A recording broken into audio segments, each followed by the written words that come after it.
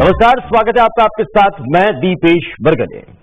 मुख्यमंत्री भूपेश बघेल के सियासी सफलता की आज हम बात करने वाले हैं। कांग्रेस पार्टी ने बघेल को यूपी चुनाव का वरिष्ठ पर्यवेक्षक नियुक्त किया है। बघेल ने छत्तीसगढ़ मॉडल के दम पर कांग्रेस में अपना एक नया मुकाम हासिल किया है। आज चर्चा इसी मुद्दे पर करेंगे। खास मेहमानों का पैनल हमारे साथ मौजूद रहेगा। पहले ये रिपोर्ट देखिए। छत्तीसगढ़ के मुख्यमंत्री इन दिनों कांग्रेस पार्टी के सबसे चर्चित और अहम चेहरे के रूप में उभर कर सामने आए हैं। इन दिनों भूपेश बघेल कांग्रेस या फिर यूं कहें सोनिया गांधी और राहुल गांधी के सबसे भरोसेमंद नेता के तौर पर देखे जा रहे हैं। भूपेश बघेल को कांग्रेस ने यूपी के आने वाले विधानसभा चुनाव का प्रभारी नियुक्त किया है। भूपेश ओबीसी वर्ग से आते हैं, जिसका कांग्रेस राष्ट्रीय स्तर पर फायदा लेना चाहती है। ये पहली बार नहीं है जब कांग्रेस पार्टी ने उन पर भरोसा जताया हो। असम विधानसभा चुनाव में बघेल को बनाया गया था प्रभारी। पार्टी के हर छोटे बड़े फैसले में बघेल की बात सुनी जाती है। राहुल और प्रियंका गांधी के भरोसेमंद माने जाते हैं बघेल। छत्तीसगढ़ मॉडल की वजह से बड़ा है बघेल का कद। भूपेश बघेल उन कांग्रेस नेताओं में शामिल हैं जो अपने गृह राज्य के साथ साथ हर राष्ट्रीय मुद्दों पर मुखरता से बोलते रहते हैं। वो अपने विरोध करने के अनोखे अंदाज के लिए भी जाने जाते हैं। आज जब वो लखनऊ एयरपोर्ट पहुंचे तो उन्हें प्रशासन द्वारा लॉ एंड ऑर्डर का हवाला देकर रोक दिया गया, जिसके बाद वो एयरपोर्ट पर ही धरने पर बैठ गए। मैं तो आया था यहाँ किसी जाऊंगा, नेताओं से मिलूंगा, सीतापुर जाके प्रियंका जी को क्यों विशेष किया गया उससे मुलाकात करके वापस जाने का सोच रहा था। लखीमपुर में तो टिकटॉनी जा रहा है, वहाँ जाने की परमिशन नहीं देते, तो मैं तो प्रियंका जी से मिलने वापस चल जाता। लेकिन अब ये लोग तो यही जाने नहीं दे रहे हैं। मुझे यही पढ़ के सुनाया गया कि आपको हम बाहर जाने नहीं देंगे, तो मैं तो यही बैठ गया। बघेल की राष्ट्रीय राजनीति में बढ़ रहे कद का कारण उनका छत्तीसगढ़ मॉडल भी माना जा रहा है। उनकी सरकार में कई ऐसी योजनाएं लाई गई जिसे राष्ट्रीय स्तर पर सराहा गया। उनके गोधन न्याय योजना और राजीव गांधी किसान न्याय योजना ने देश भर में सुर्खियां बटोरी। यूपी के विधानसभा चुनाव में बघेल कितना कमाल दिखा पाएंगे ये तो वक्त ही बताएगा, लेकिन ये तय है कि उन्होंने राष्ट्रीय राजनीति में खुद को एक बड़े नेता के रूप में स्थापित कर लिया। Team news Steve. तो राजनीति में लगातार अब इस बात की चर्चा हो रही है कि भूपेश बघेल अब राष्ट्रीय स्तर के बड़े नेता बन चुके हैं और कांग्रेस पार्टी लगातार उन्हें एक के बाद एक जिम्मेदारी सौंप रही है, जो इस बात को दर्शाता है कि आला कमान की नजरों में भी अब भूपेश बघेल का कद बढ़ रहा है और उनका इस्तेमाल अब राष्ट्रीय राजनीति में भी कहीं ना कहीं पार्टी करती हुई नजर आ रही है। इसी पर चर्चा करेंगे। डॉक्टर सत्यप्रकाश शर्मा जी हमारे साथ जुड़ चुके हैं, वरिष्ठ पत्रकार हैं। सर, बहुत बहुत स्वागत है आपका। राजीव चक्रवर्ती हमारे साथ जुड़ चुके हैं, बीजेपी का पक्ष रखेंगे। राजीव जी, आपका भी बहुत बहुत स्वागत है। और नितिन बंसाली जी हमारे साथ अब से कुछ देर बाद जुड़ने वाले हैं, उनसे भी बातचीत करेंगे। डॉक्टर सत्यप्रकाश, आप ही से आज शुरुआत करते हैं। 2014 के पहले हम बहुत ज्यादा चर्चा सुना करते थे गुजरात मॉडल की, और वही गुजरात मॉडल 2014 में सफल हुआ और देश के राष्ट्रीय परिदृश्य पर हमने प्रधानमंत्री नरेंद्र मोदी के तौर पर उन्हें देखा, जिसको पिछले कई वर्षों से 2014 के पहले लंबे समय से बीजेपी भुनाती आ रही थी और ये कहती आ रही थी कि अब गुजरात मॉडल, और फिर वो गुजरात मॉडल अब हम कहीं ना कहीं 2014 में देख भी पाए। उसके बाद अब एकाएक कांग्रेस ने इस चर्चा को तेज किया है छत्तीसगढ़ मॉडल। क्या ये छत्तीसगढ़ मॉडल अब राष्ट्रीय राजनीति का हिस्सा बनने जा रहा है या वो बनता हुआ नजर आने वाला है? डॉक्टर सत्यप्रकाश जी दीपेश जी, बहुत अच्छा सवाल आपने पूछा है। देखिए, इसमें कोई दो राह नहीं कि जब 2014 में भाजपा एक बहुमत के साथ केंद्र में सरकार बनाती है, उसके पीछे सीधा कारण गुजरात में प्रधानमंत्री नरेंद्र मोदी द्वारा उनके मुख्यमंत्री काल में किए गए कार्य को उसने भुनाया है।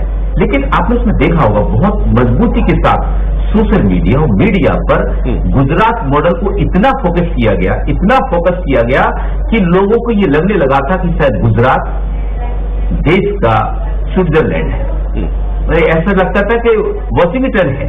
तो ऐसी स्थिति में जब इस प्रकार से फोकस किया गया तो उसका लोगों पर इम्पैक्ट पड़ा और 2014 में भाजपा की बहुमत की सरकार केंद्र में बनी और नरेंद्र मोदी प्रधानमंत्री बने। लेकिन इसमें भी कोई दो राय नहीं कि आज छत्तीसगढ़ के सीएम भूपेश बघेल 2018 के पहले केवल राज्य स्तर के नेता थे, लेकिन उनकी कुछ स्कीम्स जो उन्होंने राज्य में लॉन्च की, उनकी न केवल कांग्रेस के लोगों ने या वहां के लोगों ने तारीफ की, बल्कि अपोजिशन पार्टी की सेंट्रल गवर्नमेंट ने भी कई मामलों में कई जगह भूपेश बघेल की कुछ स्कीम्स और उनके क्रियान्वयन की तारीफ की है। तो कहीं ना कहीं भूपेश बघेल एक उभरते हुए लीडर हैं। लेकिन आपको एक चीज जीपी जी बहुत अच्छी बात बताएं कि जो कांग्रेस है, कांग्रेस के पास G3 एक एक्सपीरियंस लीडर की जो टीम है, लेकिन आजकल वो लीडरशिप के थोड़े से अपोजिट है। इसके अलावा अब जो लीडर्स बचते हैं वो लीडर्स बहुत कम है कांग्रेस के पास, उनकी कमी है। हाँ, राजस्थान के सीएम एक बड़ी ताकत रखते हैं, नो डाउट, वो भी बहुत एक्सपीरियंस है और उनका भी जो काम करने का अंदाज है वो कहीं भूपेश बघेल जी से कम नहीं है।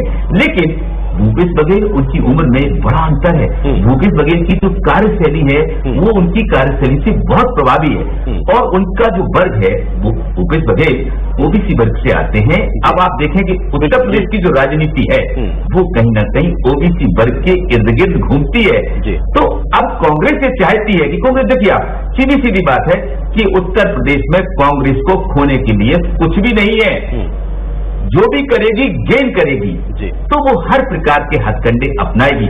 तो जो इस समय शाइनिंग फेस है या जो कांग्रेस के पास इमर्जिंग फेस है, उसको अगर वहां पर वो एज ए ऑब्जर्वर पार्टी का बनाते हैं तो कोई गलत स्टेप नहीं है, वो स्टेप कांग्रेस को फेवर करेगा। और ये आप मान के चलना कि ओबीसी वोट में अगर जरा सा भी सेंध उन्होंने लगा दिया तो कांग्रेस की नंबर ऑफ सीट्स बढ़ेगी।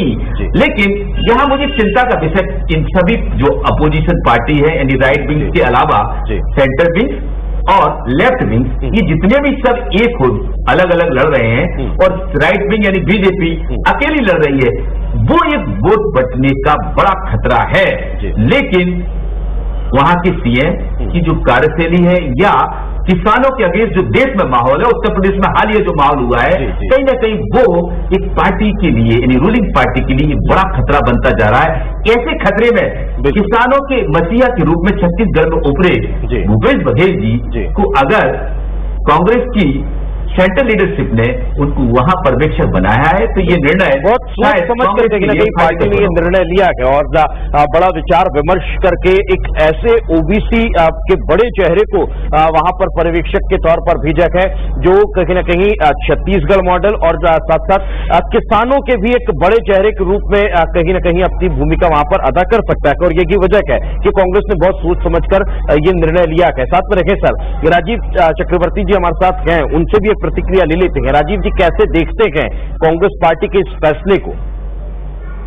देखिए, ये तो कांग्रेस का आंतरिक मामला थी पेशी, लेकिन ये बात तय है कि छत्तीसगढ़ में पिछले 2.5 साल से सत्ता का संग्राम चल रहा था और सत्ता के संग्राम में हमें यह लगता है, भारतीय जनता पार्टी को महसूस होता है कि भूपेश बघेल जी ओबीसी चेहरा है और जैसे अभी पत्रकार महोदय जी ने बताया कि G21 जो ग्रुप 21 है उनकी लड़ाई और कांग्रेस के अंदर जो हाई लेवल पे जो एक क्राइसिस चल रहा है बेस्ट लीडर, तो उनको जो टीएस सिंहदेव जी और भूपेश बघेल जी के बीच में जो सत्ता संघर्ष चल रहा है तो उनको एक बहुत अच्छा फेयरवेल दिया गया है।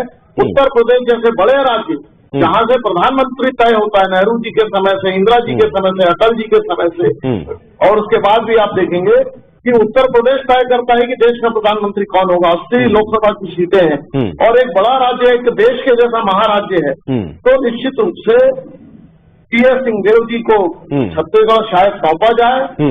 ये तो कांग्रेस का मामला है। तो क्या आप जो कह रहे हैं राजीव जी कि उत्तर प्रदेश देश का प्रधानमंत्री तय करता है, उत्तर प्रदेश से कि देश के प्रधानमंत्री भी अभी वहां पर पहुंचे गए, तो छत्तीसगढ़ मॉडल के लिहाज से जो देश में छवि अगर भूपेश बघेल की उभर रही है तो उत्तर प्रदेश की उन्हें कमान सौंपी, वहीं से कहीं प्रधानमंत्री के पद की दावेदारी तक तो नहीं पहुंच जाएंगे वे? नहीं, ये सीज फायर है। ये भूपेश जी और टीएस सिंहदेव जी के बीच में जो सत्ता का संग्राम चल रहा है उसके बीच का एक रास्ता है। और भूपेश बघेल जी असम के चुनाव में भी जा चुके हैं। इसके पहले भी जब कितने भी उपचुनाव हुए या मुख्य चुनाव हुए वहां भूपेश बघेल जी की सेवाएं तो यही तो सबसे बड़ा सवाल है ना कि सर अगर उनकी पार्टी उन्हें बार बार इन महत्वपूर्ण चुनावों की, इन महत्वपूर्ण राज्यों की जिम्मेदारी सौंप रही है, यानी कि कद तो उनका पार्टी में बढ़ रहा है ना। जिस तरह से कल भी उन्होंने पार्टी दफ्तर से प्रेस कॉन्फ्रेंस की, आज भी वे लखनऊ जा रखे थे, वहां पर पार्टी के कार्यकर्ताओं ने रिसीव करने पहुंचे और वो तमाम चीजें कहीं ना कहीं आज फिर वो वापस दिल्ली पहुंचे गए, आलाकमान से फिर उनकी मुलाकातें हो रही हैं, यानी राष्ट्रीय राजनीति पे उनकी दखल अब बढ़ती नजर आ रही है। इसकी चिंता बीजेपी को है नहीं है? इसके सवाल का जवाब दूंगा। लौट रहा हूं सर। नहीं दीपेश जी मरता क्या न करता, कांग्रेस के पास और कोई लीडरशिप है नहीं, क्योंकि कांग्रेस के तर्कस में यही कमान रह गए भूपेश जी। बाकी कमान तो जो है वो आपस में लड़ रहे हैं। पंजाब में लड़ाई शुरू हो चुकी है। राष्ट्रीय राजनीति में, राष्ट्रीय परिदृश्य में आरोप आप पर लगता है कि आपके पास लीडरशिप बची नहीं है, नेता बचे नहीं है, इसलिए आप कांग्रेस के ले लेकर जा रहे हैं और अब आप कह रहे हैं कि उनके पास नेता नहीं बचे। लौट रहा हूं सर, वापस लौटूंगा, आपके पास सवाल के जवाब लूंगा। नितिन बंसाली जी हमारे साथ जुड़ चुके हैं। नितिन जी बहुत बहुत स्वागत है आपका। नितिन जी, राष्ट्रीय परिदृश्य में अगर मुख्यमंत्री भूपेश बघेल का कद बढ़ रहा है तो उसके क्या कारण आप देखते हैं?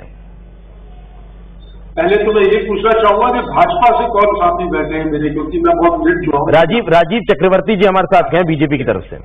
देखिए, ये तो बहुत खुशी की बात है दिनेश जी, इसमें तो खुश होना चाहिए कि छत्तीसगढ़ के किसान पुत्र एक गरीबों की जो मसीहा कहे जाते हैं, जिन्होंने जो जमीन से जुड़े जो नेता है, जिन्होंने कांग्रेस की छात्र राजनीति, सिवाय यूथ कांग्रेस की राजनीति से संघर्ष करके मुख्यमंत्री के पद के मुकाम तक पहुंचे हैं, तो खुश होना चाहिए छत्तीसगढ़ के लोगों को। तो बीजेपी को भी खुश होना चाहिए कि यहाँ के हमारे किसी नेता को राष्ट्रीय परिदृश्य में उत्तर प्रदेश जैसे प्रदेश का सीनियर ऑब्जर्वर बनाया जा रहा है। तो ये तो जब प्रदेश में डॉक्टर रमन सिंह मुख्यमंत्री हुआ करते थे और देश के अगर किसी प्रदेश में चुनाव हुआ करता था तो जिम्मेदारियां उन्हें भी मिलती थी, तो क्या उस लिहाज से नहीं देखा जाए कि अगर मुख्यमंत्री किसी प्रदेश का है और उस पार्टी के नुमाइंदे के तौर पर उसे जिम्मेदारी सौंपी जाए तो कुछ खास नहीं, ऐसा नहीं देखा जाए?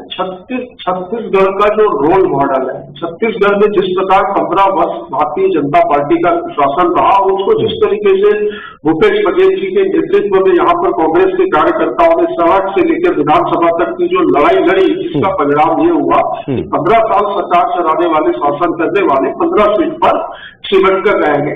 कांग्रेस इस फॉर्मूले को अन्य प्रदेशों में भी लागू करना चाह रही है और बहुत सी योजनाएं ऐसी भी है जिसकी तारीफ बीजेपी भी कर रही है और उन्हें अन्य राज्यों में लागू करने की बात भी कर रही है राष्ट्रीय स्तर पर। तो इसमें निश्चित तौर पर भूपेश बघेल जी को मैं तो ये कहता हूँ कि हमारे यहाँ मुख्यमंत्री या प्रधानमंत्री का चेहरा या ये नहीं होता, हमारे सभी कार्यकर्ता होते, वो भी एक कार्यकर्ता से होकर इस पद तक पहुंचे हैं और पार्टी को जब उनकी काबिलियत का भरोसा है, जिस प्रदेश के छत्तीसगढ़ की, जैसे मैंने आपको एक उदाहरण दिया, तो बिल्कुल जो व्यक्ति काम करने वाला होता है, जिसके पास फॉर्मूले होते हैं, जिसके पास ये तरीका होता है कि किस तरीके से हम विपक्ष को वहां पर छोड़ दे सकते हैं, तो बिल्कुल उन तरीकों को अपनाया जा रहा है। 2 सवाल बीजेपी की तरफ से उठ रहे हैं, यानी कि आप ये समझ लीजिए कि 2 आरोप बीजेपी लगा रखी है इस मसले को लेकर। एक तो ये कि बीजेपी कह रही है कि कांग्रेस के पास गिने चुने कुछ प्रदेश के जहां पर उनके मुख्यमंत्री है, जहां पर उनकी सरकारें हैं, और अगर उन्हें मौका नहीं देंगे तो फिर चुनाव का खर्च कैसे निकालेंगे। यही वजह है कि एटीएम के तौर पर छत्तीसगढ़ के मुखिया का इस्तेमाल वहां पर यूपी के चुनाव में किया जा रहा है। ये आरोप है बृजमोहन अग्रवाल का।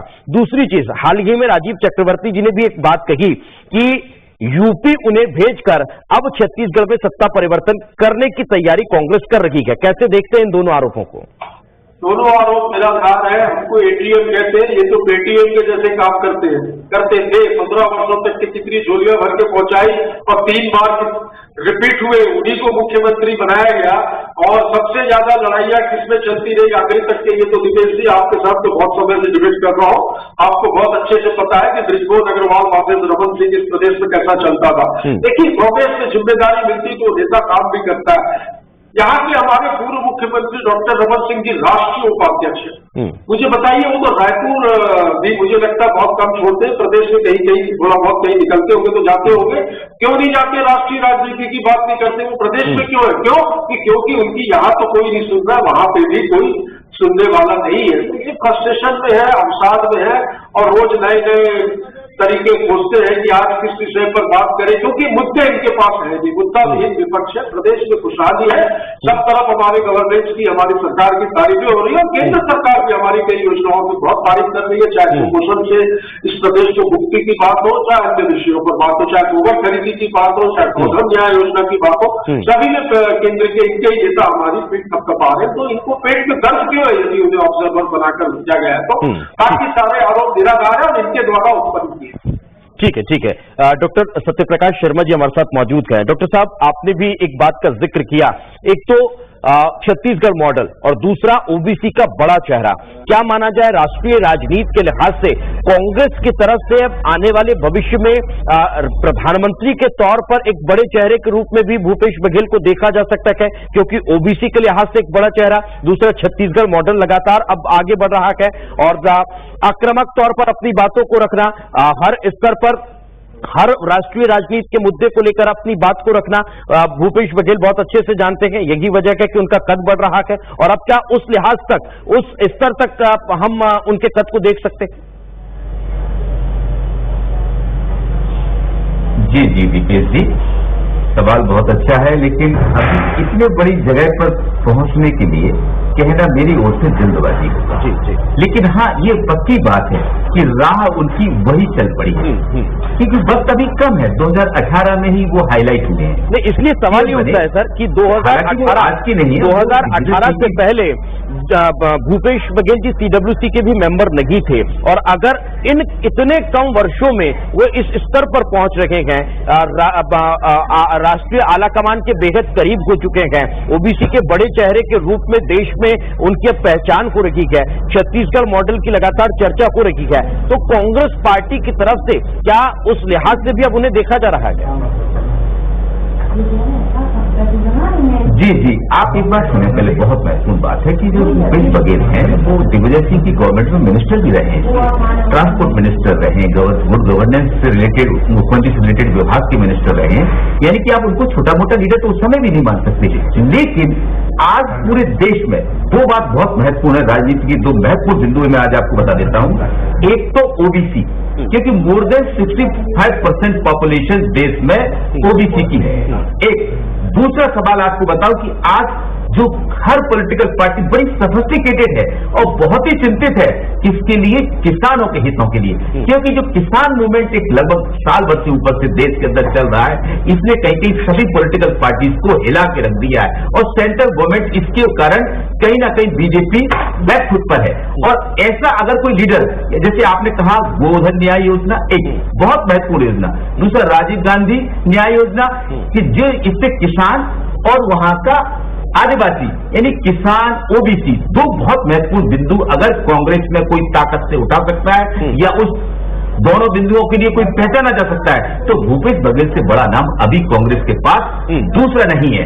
आपको बताऊं, इसीलिए कहीं ना कहीं जहां प्रियंका गांधी यानी कि कांग्रेस जो हाईकमांड है, हाईकमांड की खास यानी उनकी बेटी जनरल सेक्रेटरी इंचार्ज यूपी, जो यूपी को लीड करने की स्थिति में आ गए हैं, उनके साथ अगर भूपेश बघेल को सेंट्रल लीडरशिप ने लगाया है तो आप ये मान के चलिए, क्योंकि यूपी टीम जिम्मेदार जगह है हर पार्टी के लिए, तो इनका जो कद है वो कहीं ना कहीं कांग्रेस में एक बड़ी तरफ जाने का इशारा करता है। तो इसमें कोई दो राय नहीं। अगर भविष्य में कहीं मोदी मॉडल की तरह, गुजरात मॉडल की तरह कहीं छत्तीसगढ़ मॉडल चल पड़ा, तो आप ये मान के चलिए कि वो जगह बहुत समय भी दूर नहीं होगा कि भूपेश बघेल।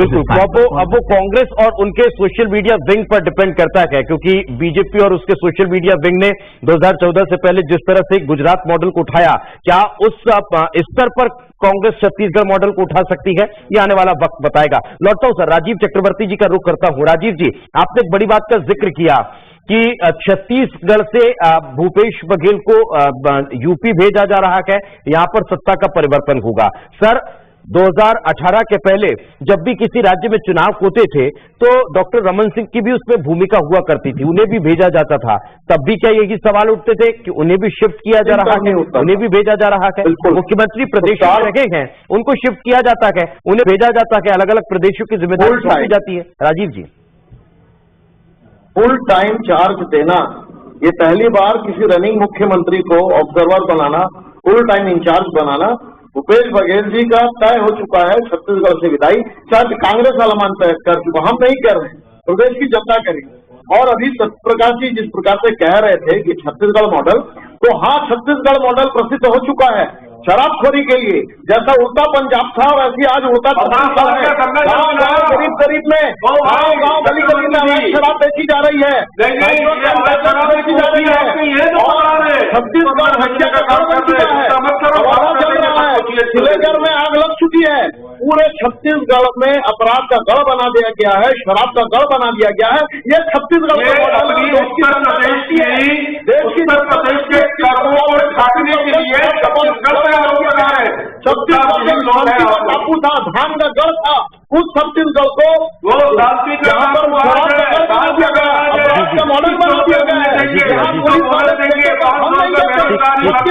राजीव जी जरा रिपोर्ट उस समय की भी देखिए जब 2018 के चुनाव के पहले 2017-18 के बीच में एक रिपोर्ट आई थी, तब देश में गोवा से भी ज्यादा शक्कर शराब पीने वाला छत्तीसगढ़ प्रदेश था। तब सरकार आपकी हुआ करती थी सर, उस आंकड़े को भी थोड़ा सा गौर से देखिए। लौट रहा हूं आपके पास, लौट रहा हूं। समय का अभाव क्या है? डॉक्टर सत्यप्रकाश शर्मा जी से एक महत्वपूर्ण सवाल लेना है सर। बीजेपी ने एक आरोप लगाया, आरोप कह लीजिए या फिर आप किसी स्टेट में उस पार्टी की सरकार होती है, तो उस सरकार के मुखिया को या फिर वहां के बड़े मंत्रियों को या फिर प्रदेश अध्यक्ष को इस तरह की जिम्मेदारियां दी जाती है ताकि चुनावी खर्च में थोड़ी सी सहूलियत हो। क्या इस लिहाज से भी इस निर्णय को देखा जा सकता है?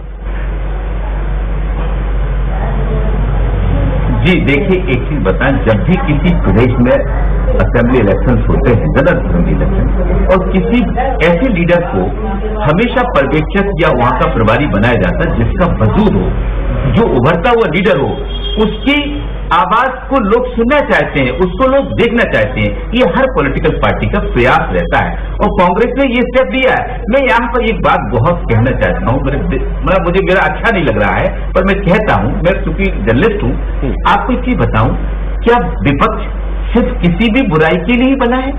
चाहे किसी भी पार्टी का विपक्ष हो या सत्ता हो, एक दूसरे की अच्छी बात को हमेशा स्वीकार करना चाहिए। आप उसको अपनी जबान से मत बोलिए, पर उसको झुठलाइए तो मत।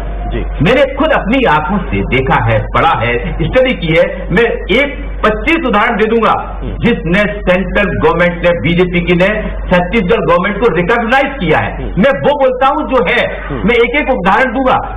ऐसा नहीं है कि मैं कोई उनका स्पोक्स पर्सन हूं, ऐसा नहीं है। भूपेश बघेल एक इमर्जिंग लीडर है देश के अंदर और कांग्रेस के बड़े नेता हैं। यहां सिर्फ कांग्रेस की बात हो रही।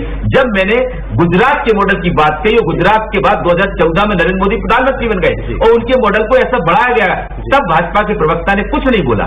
लेकिन कांग्रेस की बात कही तो भाजपा के प्रवक्ता ने ये बोल दिया। पर अच्छी बात हमेशा, चाहे मुझे हो या आप हो या कांग्रेस को, अगर कांग्रेस में ध्यान रखे समय तक अगर विपक्ष अच्छा काम प्रदेश में कर रहा है, जनता पार्टी ने निभाई है। और संसद तक में पंडित अटल बिहारी वाजपेयी कांग्रेस की तारीफ करते नजर आए हैं। कई मसलों को लेकर उन्होंने कांग्रेस सरकार की तारीफ की और कहा भी है वही सशक्त विपक्ष हुआ करता था, और पंडित अटल बिहारी वाजपेयी उस मसले को लेकर कई बार बोला भी करते थे। खैर, क्योंकि सर समय का अभाव का, बहुत बहुत शुक्रिया आप तीनों को, मेहमानों का हमारे साथ चर्चा में जुड़ने के लिए। इसी के साथ हमारे इस खास पेशकश में आज फिलहाल इतना ही। दीजिए इजाजत, कल फिर हाजिर होंगे किसी नए मुद्दे के साथ। तब तक के लिए नमस्कार।